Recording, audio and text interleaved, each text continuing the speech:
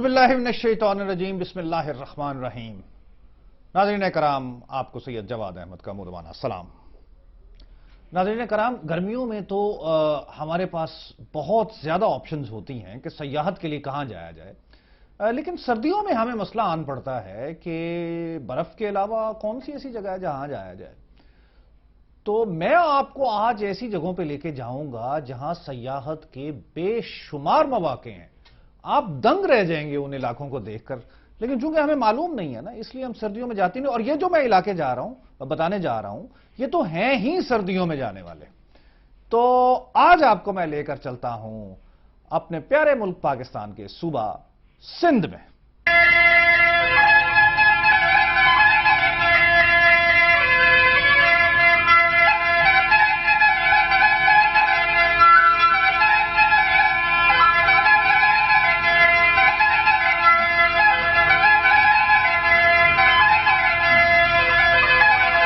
तो नाज़रीन कराम, सिंध में सबसे पहले चलते हैं उसके दारुल हुकूमत पाकिस्तान।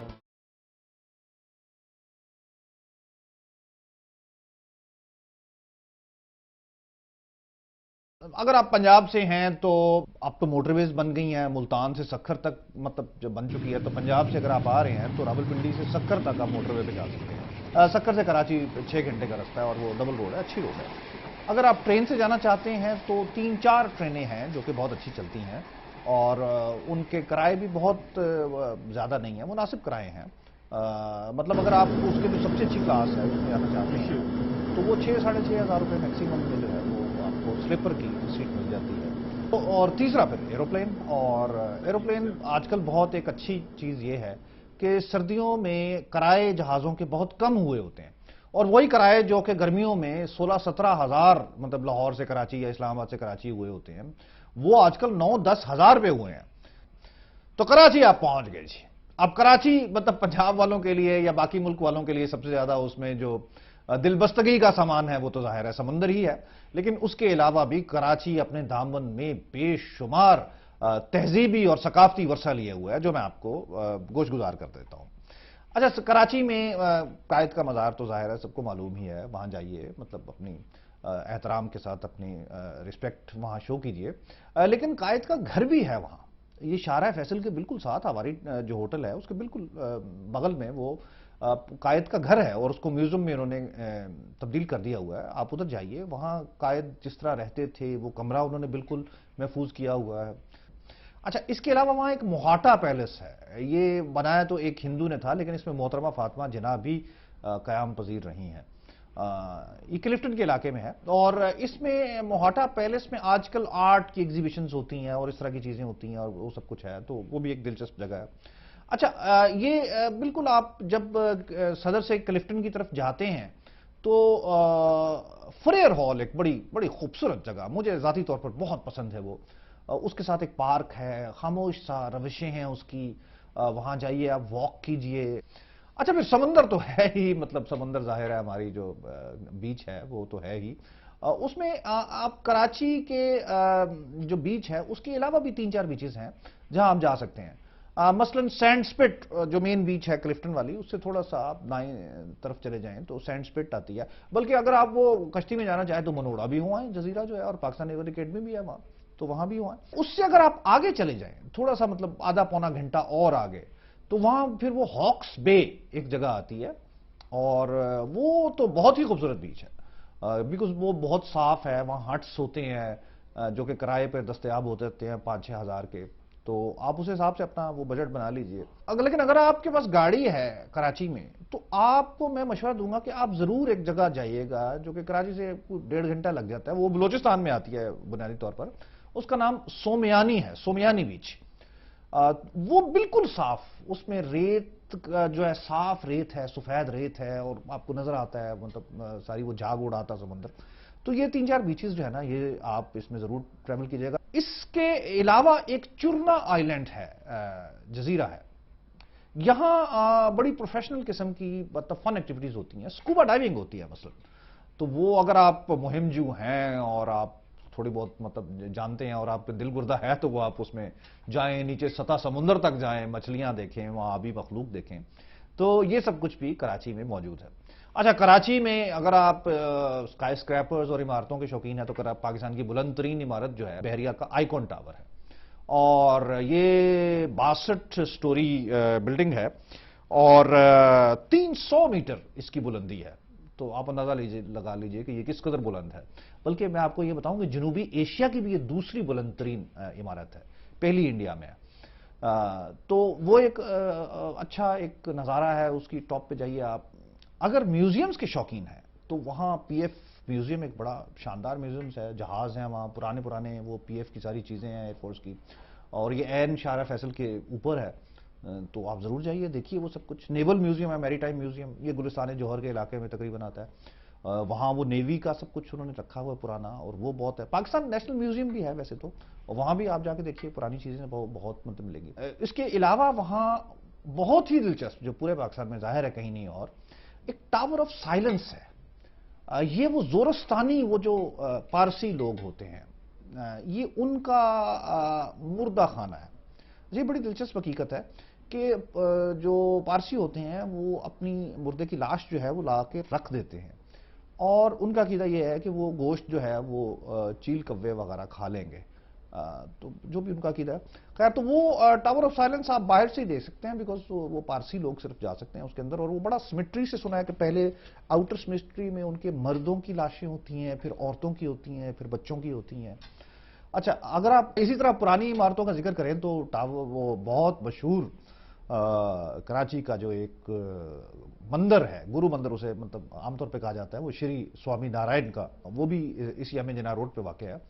आप उसे जाके देखिए, हालांकि वो भी बाहर से ही देख सकते हैं, अगर हिंदू को जानने वाले हैं आपके तो मतलब वो अंदर जा सकते हैं, वरना बाहर से तस्वीरें वगैरह खींच लीजिए, उसका देखिए आर्किटेक्चर वगैरह। अच्छा, कराची में शॉपिंग जो है वो तारिक रोड मतलब एक बहुत मशहूर है। सदर के इलाके में ज़ेबुन्निसा मार्केट है जो कि ज्वेलरी के लिए मशहूर है। जैनब मार्केट, ये तो ख़वातीन की बहुत पसंद, बल्कि मर्दों के भी बहुत पसंदीदा। बुनियादी तौर पर वहाँ निस्बतन अर्जा मतलब कीमत पे आपको मलबूसात जो है वो दस्तयाब होते हैं। गुल प्लाजा एक बड़ा मशहूर है जो कि क्रॉकरी वगैरह के लिए बड़ा मशहूर है। तो कराची में बेशुमार शॉपिंग के मौके हैं, और वाकई अर्जा नरखों पर वहाँ मलबूसात और बाकी चीज़ें जो हैं वो दस्तयाब होती हैं। पोर्ट ग्रैंड एक बड़ी एक जगह है जहाँ वो ये बुनियादी तौर पर फास्ट फूड की चीज़ें हैं सारी, लेकिन वो बिल्कुल चूंकि समुंदर के किनारे है तो वो एक अच्छा समा पेश करता है। कराची के मुख्तलिफ पार्क्स हैं, गुलशन इकबाल में एक बहुत बड़ा पार्क है, फिर क्लिफ्टन में एक बहुत बड़ा पार्क है, और अच्छे वेल मेंटेन्ड है। और कराची का मौसम चूंकि बहुत अच्छा होता है, मतलब वहाँ सर्दी बहुत कम होती है। मसलन आप दिन में सुबह और रात को बस को हल्का सा स्वेटर पहन लें या फिर तो वो काफ़ी है। दिन को तो वहाँ बिल्कुल मोतदिल मौसम होता है। तो सर्दियों में कराची जो है, और वहाँ फिर वहाँ मछली खाना और वो सब कुछ जो है वो बहुत शानदार एक स्टे है कराची। तो आप पाकिस्तान के सबसे बड़े शहर कराची में ज़रूर जाइए, और इन सर्दियों में ही जाइए, क्योंकि कराची सर्दियों में ही जाने का सबसे ज़्यादा मज़ा है। कराची से ज़्यादा दूर नहीं है, तकरीबन 100 किलोमीटर के फासले पर एक बहुत अहम तारीखी और सकाफती शहर है ठट्ठा। ठट्ठा से 6 किलोमीटर के फासले पर हालेजी लेक है, बहुत बड़ी मतलब वो झील है एक। इसी तरह ठट्ठा में एक मकली कब्रिस्तान है, बेतहाशा बड़ा वो कब्रिस्तान है, उसमें बहुत ज़्यादा मज़ार हैं। एक मुहतात अंदाजे के मुताबिक 10 लाख कब्रें उसमें मौजूद हैं। आप इससे अंदाज़ा लगा लीजिए कि वो कितना मतलब पुराना वो कब्रिस्तान है। अच्छा, फिर ठट्ठा में जो है वो शाहजहानी मस्जिद है, बहुत पुरानी मस्जिद है और शाहजहान के दौर की है। अच्छा, इसी तरह वहाँ एक और बहुत पुरानी मस्जिद है, गो अब वो मतलब खस्ता हाल है और वो इतनी वो नहीं है, लेकिन दबगीर मस्जिद उसका नाम है, और ये बहुत ही मतलब मुगलों से पहले ही उसे कहते हैं, लेकिन चूंकि वो सलामत नहीं है अपनी मतलब असल हालत में, लेकिन वो बहुत मतलब 400-500 साल पहले की मस्जिद है, दबगीर मस्जिद। अच्छा, इसी तरह कलंद फोर्ट एक ठट्ठा में है, ये आप जाके देखिए, 14वीं सदी का मतलब ये फोर्ट है, किला है, मतलब आज से 600-700 साल पुराना। तो ठट्ठा जो है इस लिहाज से तहजीबी तौर पर बहुत एक अमीर शहर है, रिच शहर है, रिच सिटी है मैं कहूँगा, और आप ज़रूर जाइएगा ठट्ठा और इन तमाम चीज़ों का जायज़ा लीजिएगा, सैर कीजिएगा। अच्छा, ठट्ठा से अगर आप 36 किलोमीटर और आगे चले जाएं तो पाकिस्तान की दूसरी बड़ी किंजर झील उसका नाम है। और वो आती है, और आप उसकी वुसअत का अंदाज़ा इस अमर से लगाइए कि वो आपको ताहद निगाह पानी ही पानी नजर आता है। उधर कश्तियां चलती हैं, मछली पकड़ी जाती है, बहुत पिकनिक स्पॉट है वो एक। तो किंजर झील एक बहुत बहुत एक कमाल की जगह है। हमारी मजहबी अकीदतों का मरकज लाल शहबाज कलंदर का जो मज़ार है सेवन शरीफ में, 4 घंटे में आप सेवन शरीफ पहुंच सकते हैं। और वहाँ हज़रत लाल शहबाज कलंदर का मज़ार है, वहाँ जाइए और अपनी अकीदतों के फूल निछावर कीजिए। ज़िला दादू और ज़िला जामशोरो, इन दोनों में वाक़या है पाकिस्तान की सबसे बड़ी झील मंछर झील। और आप जब जाएंगे वहाँ तो आपको मालूम होगा कि वो कितनी बड़ी है, कि वो 2 ज़िलों में मतलब जो है वो मुहित है। बड़े शानदार किले हैं कुछ, तो उन किलों का भी अगर आप सैर कर सकें तो क्या ही बात है। मसलन सबसे पहले मैं आपको बताऊंगा रनीकोट किले के बारे में। ये 17वीं सदी का मतलब किला है, तो आप अंदाजा लगा लीजिए कि 400 साल तो कम से कम ये पुराना किला है। और जिला जामशोरो का शहर है सन, उसके पास फिर ये मतलब उधर से आगे अगर आप कराची से आ रहे हैं तो आपको कुछ 5 घंटे लग जाएंगे। लेकिन एक शानदार किला है, क्योंकि वो जमीन से बिल्कुल इस तरह वो बुलंद होता हुआ उसकी फसील है। और अगर आप उस पर चलते चाहें तो ऊंचाई पे जाके तो आपको पूरा वो कीर्थर रेंज आगे नजर आती है, वो सारी नजर आती है। एक और बहुत अहम लेकिन लोगों की नजरों से ओझल जो किला है वो नौकोट का किला है सिंध में। एक शहर है सिंध में मिट्ठी, ये हिंदू मेजॉरिटी इलाका है, बहुत खूबसूरत छोटा सा शहर है, बड़े अच्छे लोग हैं वहाँ के। और उससे आगे वो थरपारकर का सारा इलाका है और वो सहरा है थर का। तो ये उसके पास जो है ये वाकया है। अगर आप कराची से आ रहे हैं तो आपको कोई 5-1 घंटे लग जाएंगे वहाँ तक पहुँचते पहुँचते। लेकिन ये 1814 में ही ये किला बना था, और ये तालपुरों का बेसिकली किला था। वहाँ का सिंध का एक शहर है मीरपुर खास, उससे 64 किलोमीटर पे है। और 1814 में इसकी तकमील हुई। तालपुर मतलब उस वक्त टालपर या तालपुर हम कहते हैं आजकल, उनका अहद था, उनका दौर था, तो उन्होंने तामीर की इसकी। इसकी भी बड़ा एक शानदार आर्किटेक्चर है, आप जाके देखिए तो वो एक आपको खास एक मतलब तब्दीली नजर आती है मुगल आर्किटेक्चर और तालपर आर्किटेक्चर में।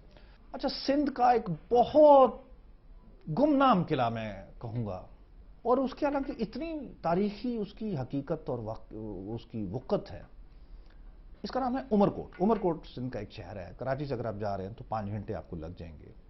ये 11वीं सदी का ये किला है, और इसकी जो तारीखी सिग्निफिकेंस है कि शहनशाह अकबर इधर पैदा हुआ था। अब देखिए हमें मालूम ही नहीं है, और ये किस कदर मतलब अहम किला है।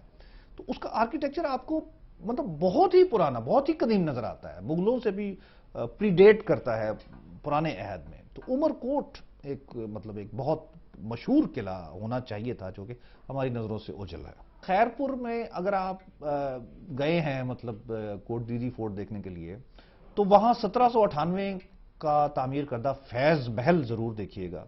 वो आपको बाहर से देख सकते हैं, क्योंकि वो टालपरों का किला था, वो उसमें रिहाइश पजीर थे, और आखिरी जो टालपरों के फरमारवा हैं वो अभी भी उसमें रिहाइश पजीर हैं। एक किला जो अगर आप और कुछ नहीं देखते तो वो तो आप जरूरी देख सकते हैं, क्योंकि वो हैदराबाद में वाक़ है और उसका नाम पक्को किला है, और सिंधी में पक्को, हम पक्का किला कहेंगे उसे। तो 1769 का वो तामीर शुदा है, और हैदराबाद शहर के ऐन वस्त में वाक़या है। हैदराबाद ज़ाती तौर पर मुझे बहुत पसंद है, मतलब एक खामोश सा शहर है कराची की निस्बत, जो कि शोर और रोशनियों का शहर है, जाहिर है। लोग उसके बड़े आपस में मिलनसार से हैं, और थोड़ा सा पुराना उसका आर्किटेक्चर अभी तक कायम है। उसकी 3-4 चीज़ें बड़ी मशहूर हैं। मतलब एक तो मैं आपको पक्को किला उसका बता चुका हूँ। अच्छा, उसके अलावा वहाँ चूड़ी बाजार है एक, वहाँ पाकिस्तान की सबसे बेहतरीन चूड़ियाँ बनती हैं, और वो पूरा बाजार है, और बड़ी अर्जा चूड़ियाँ। तो ख़वातीन के लिए जो है ना वो बहुत दिलचस्पी का हामिल एक शहर है हैदराबाद। अच्छा, फिर हैदराबाद में ही मतलब पल्लो मछली एक है, पाकिस्तान की एक लजीज तरीन मछलियों में से एक है, तो सर्दियों में खाने का मजा है, तो इसलिए आप वहां जरूर जाइएगा। वहां की एक बेकरी है बॉम्बे बेकरी, और उसके कोई हिंदू हैं वो जो प्रोप्राइटर हैं, और वहां कॉफी केक बनता है। वो सिर्फ कॉफी केक बनाते हैं, लेकिन वो कॉफी केक दिन 2 बजे के बाद आपको नहीं मिल सकता। इस कदर वो लजीज होता है और इस कदर उसकी डिमांड है कि हैदराबाद मशहूर है बॉम्बे बेकरी के लिए भी।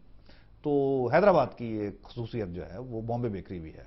खानों का जिक्र करें सिंध के, तो कराची जाहिर है सबसे पहले आएगा। तो कराची वाले 3 चीजें जो है ना उन पे मरते हैं, बिरयानी, निहारी और हलीम। तो बिरयानी तो वहां आपको हर चौक पे हर जगह जो है वो बिरयानी मिलेगी। निहारी इस तरह जो है ना वो जावेद निहारी है एक, और एक साबरी निहारी है। तो बहुत लजीज निहारी होती है, वो सारी सारी रात पकाते हैं उसको। तो बहुत कमाल की वो जो है वो निहारी होती है। इसी तरह हलीम भी जा बजा जो है ना वहाँ कराची में दस्तयाब है। अगर हम सिंध के कोई बात करें सकाफती कुछ चीज़ों की, तो जो उधर बनती हैं तो उनमें जाहिर है सबसे पहले तो अजरक ही आएगी। हम जानते हैं अजरक उसकी बहुत खूबसूरत बड़ी नफासत से उसकी तैयारी होती है। तो ये हाला के इलाके में बनती है। अगर आप वहाँ जाके लेना चाहते हैं तो वो हाला जो डिस्ट्रिक्ट है उसमें बनती है रुई है।